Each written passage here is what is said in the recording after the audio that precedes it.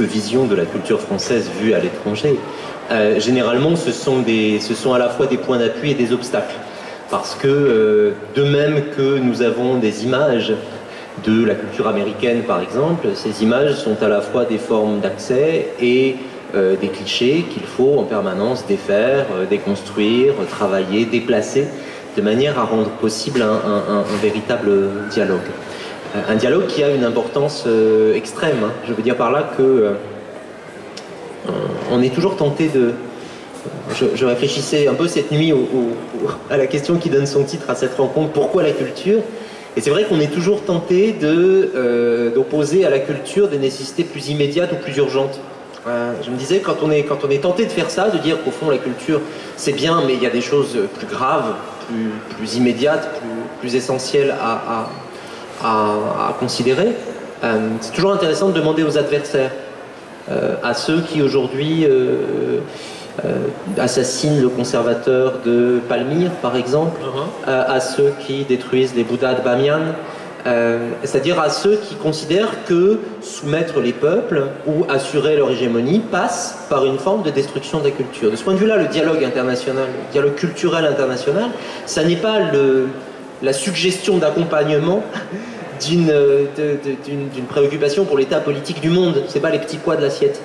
C'est fait vraiment de plein droit partie de cet échange-là. Et alors justement, bon, il y a évidemment ceux qui, au lointain et parfois au plus proche, hélas, tentent de venir à bout de la culture ou d'une certaine représentation de la culture. Vous avez nommé Daesh, par exemple, à Palmyre. Mais pour le reste, est-ce qu'il y a d'autres ennemis de la culture qui seraient, en quelque sorte, plus proches de nous? Ah ben, alors, il y a de petits ennemis de la culture. Quand un élu explique en s'étranglant qu'Éric Satie n'est qu'un communiste alcoolique, par exemple, on peut considérer qu'il fait preuve à la fois d'une certaine inculture et considère que la culture est son ennemi. Bon. Quand bien même Éric Satie était communiste et qu'il était alcoolique d'ailleurs. Là n'est pas le problème.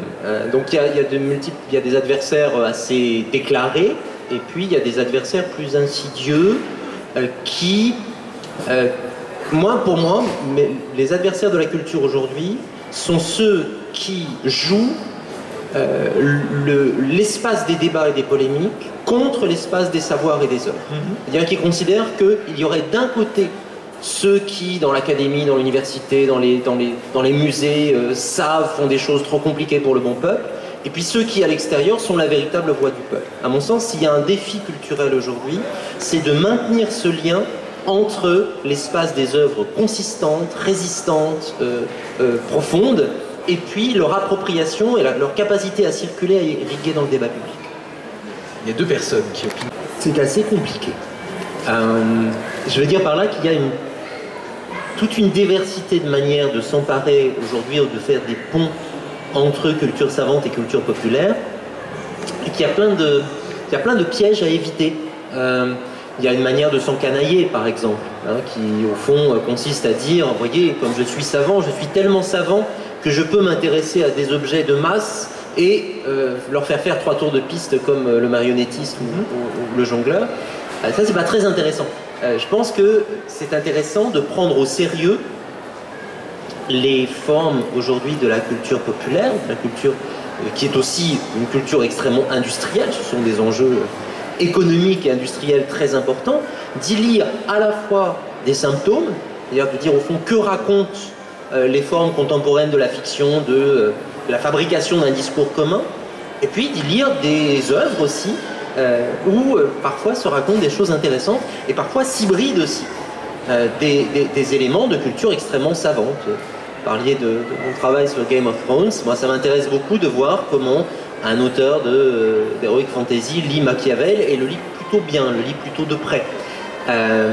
Ça renvoie pour moi à une question qui est vraiment intéressante aujourd'hui, qui est la question des hybridations. C'est-à-dire le fait que cette époque, même si j'ai semblé un peu sur la défensive tout à l'heure, cette époque elle est passionnante parce que s'opèrent aujourd'hui des hybridations entre haute et basse culture, disons, ou entre les formes qui sont plutôt du côté du savoir et les formes qui sont plutôt des côtés de la performance ou de la production artistique, des croisements et des métissages qui sont extrêmement divers, extrêmement intéressants et extrêmement inattendus. Et là, il y a une exploration qui est pour beaucoup de choses restent à découvrir de ce côté-là. Voilà. Et c'est vrai qu'un lieu comme le Centre Pompidou a été précurseur dans cette manière de ne pas segmenter, de ne pas choisir d'emblée telle part de la culture contre telle autre, mais plutôt de regarder ce qui arrive quand on les fait se toucher ou se frôler. On entend un peu de musique. En écoutant Lilian Thuram, je me disais qu'au fond, une œuvre de culture, c'est le fruit d'un travail acharné et en même temps la capacité à se laisser surprendre par cela même qu'on vient de faire. Je me souviens d'un certain but où c'était justement le cas et où Lilian Thuram était extrêmement surpris par ce qui venait de se produire, mais ce qui venait de se produire n'aurait pas été possible si l'entraînement et l'acharnement au travail n'avaient pas été là. C'était une parenthèse. Pour répondre à votre question... Voilà, le tout culturel, ouais. Ça n'est pas la culture, c'est une critique qu'on entend souvent. Qu'est-ce que vous en pensez? Qu'est-ce que ça suscite en vous? Alors là, il faut tout petit peu faire un pas en arrière du côté de l'histoire de la philosophie. Je pense à un très beau texte de Georg Simmel, qui est un sociologue du début du XXe siècle, qui a écrit un texte qui s'appelle « La tragédie de la culture ».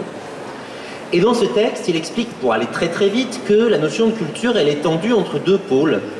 Il y a ce qu'il appelle la culture au sens objectif, c'est-à-dire les grandes œuvres, les œuvres éminentes de l'esprit. Et puis il y a la culture au sens subjectif, au sens de la transformation, la formation de soi, comme quand on parle de culture physique d'ailleurs, la manière de se former et de se transformer. Et Simmel expliquait que l'un ne va pas sans l'autre, qu'au fond il faut des œuvres consistantes, résistantes, difficiles, pour se former soi-même, pour tourner autour, pour les approcher, pour se laisser déplacer par elles. Et en même temps, l'existence de ces œuvres, on risque toujours de les sacraliser au prix, en oubliant que ces œuvres, si personne n'est là pour s'en saisir, pour les faire siennes, eh bien ces œuvres, autant les ranger dans un placard. Donc je pense que jouer la haute culture contre les formes de son appropriation est une mauvaise idée.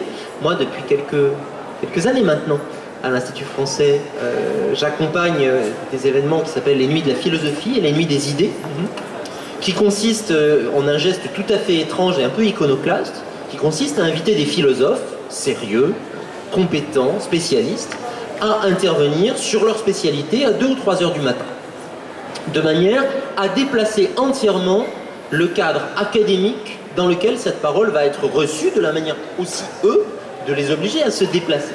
Et ce geste-là, il consiste à dire, vous savez, il y a des objets savants, mais ces objets savants, eh bien, on va jouer à les placer hors de leur zone de confort et à amener le public à faire jouer sa curiosité vis-à-vis de ces objets-là. Ben ça, c'est un geste qui ne joue pas le tout culture contre la haute culture, mais qui les rebrasse d'une autre façon. Sandrine Treder, lorsqu'on entend... Il se raconte que Héraclite, grande figure à la philosophie avant Socrate, un jour les visiteurs, les invités d'Héraclite arrivent et ne le trouvent pas. Dans sa maison, ils cherchent dans la maison et ils finissent par le trouver dans la cuisine, à côté du feu. Ils lui demandent sincèrement ce qu'il fait là, et Héraclite leur répond « Les dieux sont aussi dans la cuisine ». Manière de dire qu'il n'y a pas pour la philosophie d'espace qui serait hors cadre ou hors champ. Je crois que la réponse à la question du tout culturel, enfin pour moi, elle est là. Les dieux sont aussi dans la cuisine, et la beauté de France Culture, c'est qu'on peut l'écouter en faisant sa vaisselle. Merci à tous d'avoir tenté de répondre à cette question difficile. Merci à Lilian Thuram.